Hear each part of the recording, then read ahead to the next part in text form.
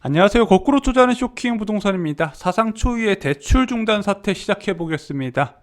자, 여러분들 아시다시피 11월 30일부터 신용대출 규제가 시행이 됐습니다. 가장 큰 내용은 신용대출 1억 초가 보유한 차주가 1년 이내에 규제 지역 내 주택을 구입할 경우 신용대출을 회수한다는 강력한 대책이었는데요. 자, 이렇게 강력한 신용대출 규제안이 나온 게 10월에 신용대출이 크게 증가하면서 야, 이대로 두면 안 되겠다 공감대가 형성되면서 규제 내용이 나왔죠. 부동산 규제가 신용대출과 연계돼서 나온 적은 이번이 처음으로 제가 알고 있습니다. 자, 8월달에 신용대출이 6.3조 원 크게 증가하면서 금융당국이 야, 은행들 너네 자체적으로 한번 줄여봐라 이런 식으로 가이드라인을 제시했거든요. 그때 은행권에서 2조 안 넘게 해볼게 이랬는데 항상 2조 넘게 진행되다 보니까 결국에는 금융당국이 직접 나선 부분이죠. 자, 왜 금융당국이 이런 신용대출을 규제를 했을까요? 이 자금이 흘러가는 곳이 뻔히 보였기 때문입니다. 바로 초고가 아파트 갭 투자에 활용됐다는 부분이에요.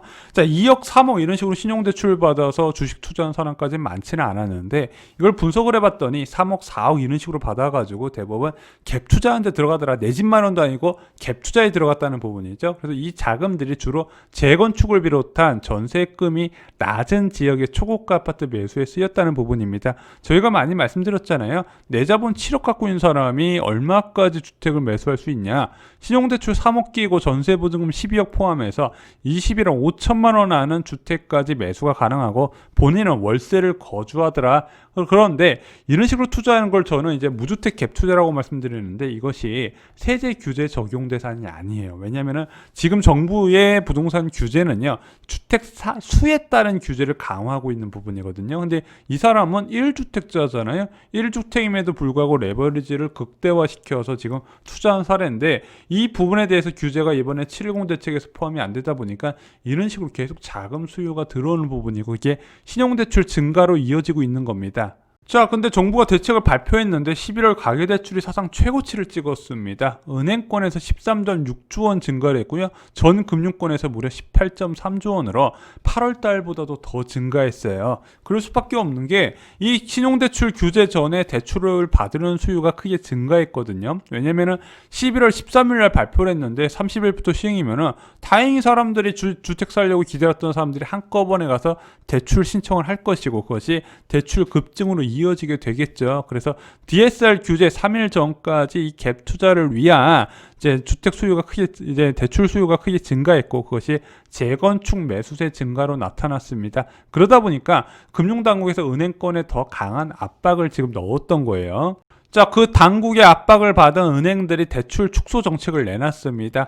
농협에서는요, 직장인 신용대출 한도를 5천만 원으로 줄였고요.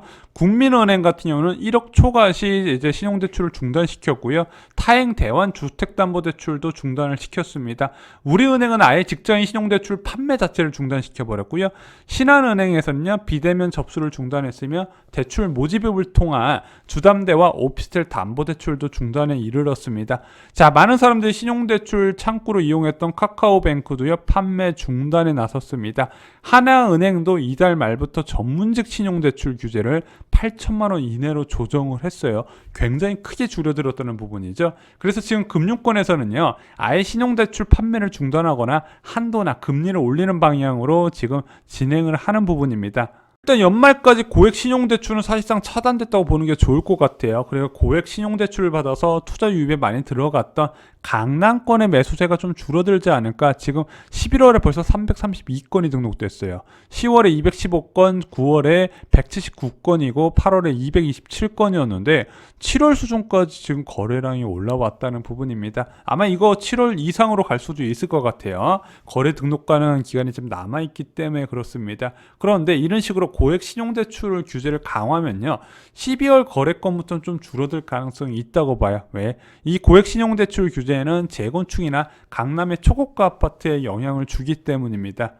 게다가 지금 시장금리가 계속 오르고 있습니다. 장기물 위주로 채권금리가 크게 올라가고 있는데 어제 10년물 채권 수익률이 연중 최고치 수준으로 올라갔어요. 자, 지금 올해 들어서 기준금리를 0.75%까지 0.75%포인트 낮췄는데, 자, 그 낮추기 전 수준까지 지금 채권 수익률이 올라간 상황입니다. 게다가 11월 말 코픽스도 0.9%로 지금 계속 바닥에서 올라가는 흐름이 나타나고 있어요. 그래서 단순하게 은행에서 대출 한도를 줄이는 것뿐만 아니라 시장금리 상승으로 따른 이제 기존 대출금리도 빠르게 올라가는 부분이죠. 그래서 여러분들 꼭 염두를 해주셔야 되는 게, 앞으로 주택가격이 계속 오를 수 있을까?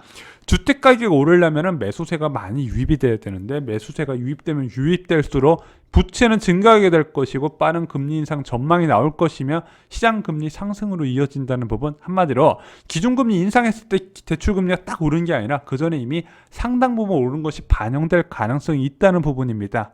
하지만 중저가 주택 매수세 급증에는 효과가 없을 것 같습니다. 이게 왜 정부가 규제를 도입했냐면은 초고가 주택, 재건축 아파트에 막 신용대출 많이 받아가지고 진행을 했던 부분인데, 솔직히 그거 받을 수 있는 대상이 좀 한정돼 있거든요. 일반적으로 1억 이상으로 신용대출 받은 사람이 그렇게 많지는 않다는 부분이죠.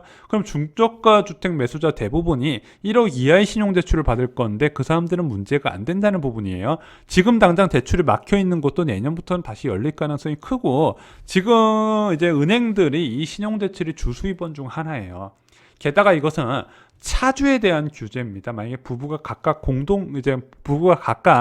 대출을 활용한 부분까지 막을 수는 없어요. 게다가 지금 중저가 주택이 많은 조정대상 지역 같은 경우는 LTV가 50%까지 적용이 되거든요. 그래서 제가 볼 때는 지금 수도권 외곽 지역이나 지방 지역에 많이 부는 이제 부동산 투자 이제 가격 상승세까지는 막기는 좀 어렵지 않을까 생각이 듭니다.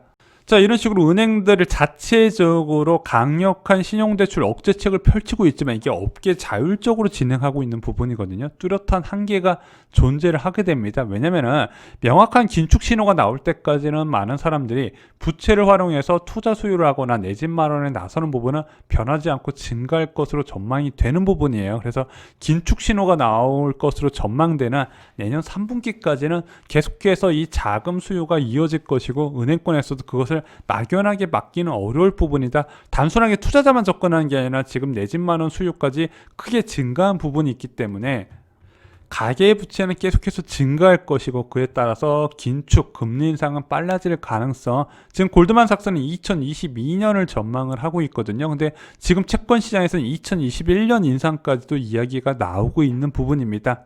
자, 부동산 가격이 얼마나 급증할 수 있을까, 결국에는 얼마나 부채가 증가할 수 있을까와 연관된 문제라고 말씀드렸습니다. 근데 그 부채 증가하는 부분에 대해서 지속적으로 지금 규제가 나오고 있는 부분이고, 이제 어느 정도 임계점이 왔다 보는 시각이 있는 것 같습니다. 이상으로 쇼킹 부동산 마칩니다. 좋아요, 구독, 그리고 주변 분들께 공유 꼭 부탁드립니다. 감사합니다.